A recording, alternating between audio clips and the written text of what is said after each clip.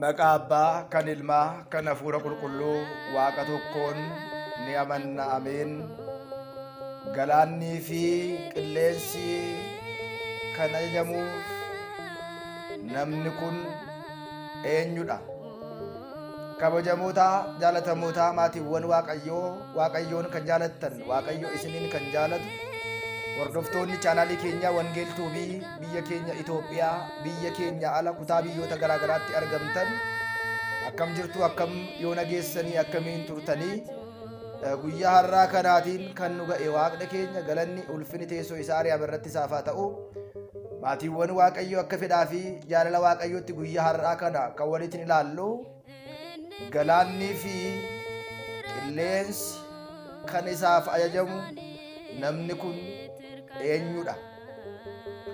Wangeela qulqullicha Maarqos boqonnaa 4 lakkoofsa 41 irratti dubbii sagalee Waaqayyoo jiru waliitiin ni ilaalla. Anaaf dubbatti afaanii, isin immoo gurratti dhageessan, qalbiittiin qalbeeffattan. Gooftaan keenya uumaan keenya Iyesuus Kiristoos anaafis isiniif isaa kennu. Galaannii fi qilleensi namni ajajamuuf kun inni eenyudha jedha. Galaannii fi qilleensi namni isaaf ajajamu kun inni eenyudha? Yeroo tokko Fariisonnii fi Saduuqonni gooftaa keenya qoricha keenya Iyesuus Kiristoos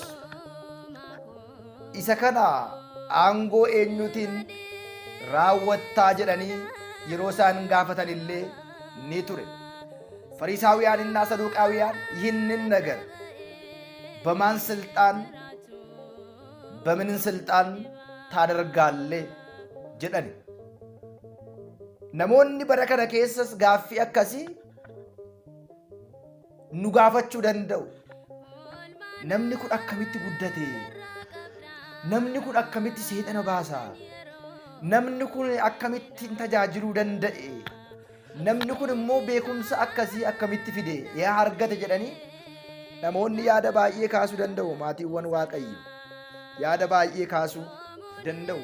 Wangeela Maarqos boqonnaa 4 lakkoofsa 41 irratti deebii kanaatiif bal'aa yookiin immoo deebii bal'aa walitti ilaalla. Hanga dhuma viidiyoo kanaatti ilaala. Miseensi haaraa yoo jiraattan sabiskiraayibii gochuu fi sheer gochuu hin dagatina. Aangoo akkasii kana eessaatii fidde jedhanii gaafatan. Ammas egaa namni kun galaanii fi qilleensi isaatiif kan ajajamu, galaana irratti aangoo kan qabu, qilleensa irratti aangoo kan qabu, uumama hundumaa irratti aangoo kan qabu inni eenyudha? Inni eenyudha? Sumaan ነው ባህር የሚታዘዝለት በንፋሳት ላይና በባህር ላይ ስልጣን ያለው እሱ ማን ነው የሚል ጥያቄን ጠየቁ ይላል። Gaaffii akkasii gaafatani namni baay'een gaafachuu danda'a. Isheen eessaa fidde? Beekumsa akkasii kana, aangoo akkasii kana, qabeenya akkasii kana, jireenya akkasii kana eessaa fidde jedhanii namoonni haasa'uu danda'u. Mee walumaatiin haa ilaallu. Bara barsiisummaa isaa በመዋዕለ ስብከቱ ጌታችን መድኃኒታችን በዚች ምድር ላይ ሲመላለስ ያደረገው ተአምር ነው። ድንቂን yeroo biyya lafaa irra deddeebi'u barsiisummaadhaan biyya lafaa irra waggaa 33 jecha biyya lafaa irra deddeebi'ee barsiisedha jechi kun kan dubbatame. Yeroo sana guyyaa sana erga dhiyeetiin booda gara gamaatti ce'uudhaaf ni ceenaa jedheen uummatas dhiisee jalbaa yookiin immoo bidiruu keessa ce'ee taa'eetu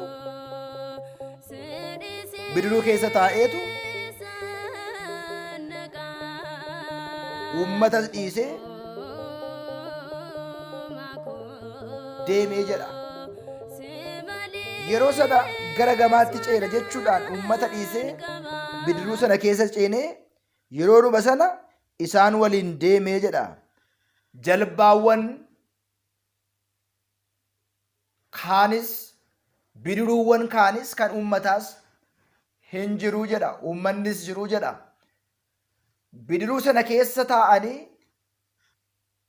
bidiruu sana yaabbatanii galaanarra socho'uu eegalanii jedha. Galaanarra deemuu eegalanii jedha. Kaayyoon barroota kanaas waan kamillee yoo dhufe waaqayyootiin qabne waaqayyootiin qabannee sodaachuu akka hin qabneef waaqayyoon nu oolchuu akka danda'u akka beeknuudhaaf galaanarra bidiruu keessa jiranii bartoota wajjiniitiin gara gamaatti ce'uudhaaf ka'anii jedha. Gooftaan keenya jira, bartoonni 12 jiru, bidiruun biraas hin jira, gooftaan keenyas keessa jira jedha. Maatiiwwan waaqayyo otoo waaqayyo nu faana jiru warri shakkinu, otoo waaqayyootiin qabnu warri sodaannu, otoo waaqayyootiin qabnu warri rifaannu, otoo waaqayyootiin qabnu warri naanu, kuni gaarii miti, kuni nagaas miti jechaadha dhugumatti. Ilaalaa inni faana jira, yoo badan walumaatiin badu, yoo bidiruun sunis dhidhime isa faana jiru waan ta'eedhaaf yaa waaqayyo akka jaalala kee taasisi, akka fedha kee raawwadhu jechuu qabu malee isa faana otoo jiraatanii namoonni baay'een akkasi. Gargaarsa waaqayyo otoo argannu, otoo isa faana jiraannu shakkii isarraa kan dhabnu, amantoo isarraa kan dhabnu barnoota keenya yeroo birattis ilaalleerra. Warri sodaannu kun gaarii miti. Yeroo kana innis bidiruu sana keessa ciisee turee jedha. Qarqara ishee irraatiin boraafateetu bidiruu sanarra ciisee turee jedha. Yeroo kana galaanni eessaa ka'e hin beekamne doonii sana yookiin immoo markaba sana raasee jedha. Markaba sana hanga galabbaxamu hanga garagaluutti taasisee jedha. Yeroo kana sagalee eegalanii yaa gooftaa baduudhaafi galaanni kun bidiruunis dhidhimuudhaafi ni callistaa nutoo baduudhaafi maaliif callistaa jedhanii jedha. ጌታ ሆይ ማረን፣ ልንጠፋ ነው። ዝም ትላለህን? እኛ ስንጠፋ አይገድህም? ኑት ጋባ በኑ ስትነጋሙ ማሊፍ ጨልስተን ቶ ገላንችን ድምሱዳፊ ካሴ ራሴ ባዬ ጄቁምሰቱ ከኤ ጀዳ ውመታ አመንታይን ቀብኔ ከነ ባዬ ረክሳዳ ነጋኖ ኦልቼ ነጋኖ ቡልቼ ኮጀኔ utuu ኤብሱ nurratti aduu otoo baasu, bokkaa otoo roobsu, gannaa fi arfaasaa otoo jijjiiru shakki na bar jiraachuu waaqayyooti, amanuu waaqayyooti, hunda danda'uu waaqayyooti, aangoo qabaachuu waaqayyooti baay'ee tokko kan shakkinu. Yeroo kana yaa gooftaa nuti baduudhaafi maaloo nu oolchii ittiin jedhani maatiiwwan waaqayyoo nuti baduudhaafi bara kana waaqayyoon nu haa oolchu. Firri irratti ka'ee wal nyaachaa jira. Biyyi irratti ka'ee mootummaa irratti ka'e, amantaa irratti ka'e, tajaajilaan irratti ka'e, barsiisaan irratti ka'e, faarfataan irratti ka'e, lammiin irratti, firri irratti, ollaan irratti ka'e waaqayyoon nu haa oolchu malee wal balleessuuf baduudhaaf jirra.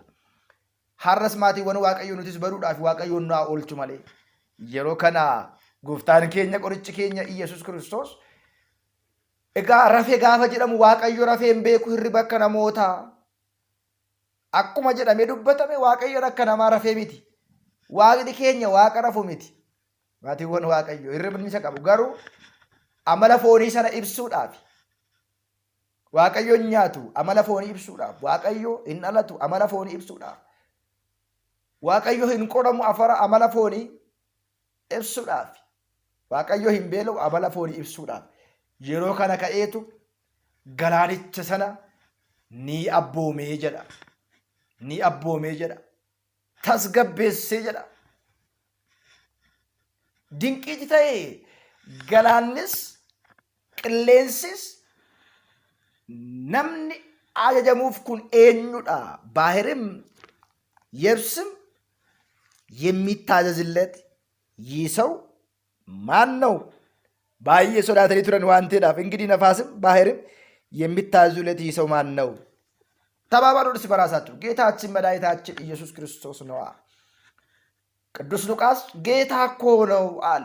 ጎፍታ ዳንበር የቁልቁልች ሉቃስ ረቲ